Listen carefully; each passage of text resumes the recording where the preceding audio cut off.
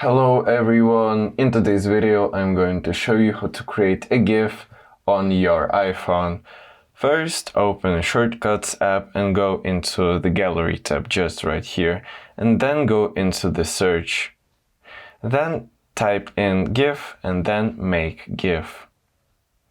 Then add shortcut. After that, come back to the Shortcuts tab and tap on Make GIF. This will move you to your photo library, where you can choose a video or a photo you want to convert into a GIF. To launch a GIF, just simply tap on it and it would automatically convert it to the GIF. When you're satisfied, just tap Done.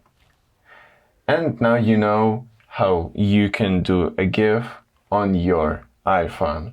If this video was helpful for you, don't forget to leave a like and subscribe for more iPhone tips. Thank you for watching.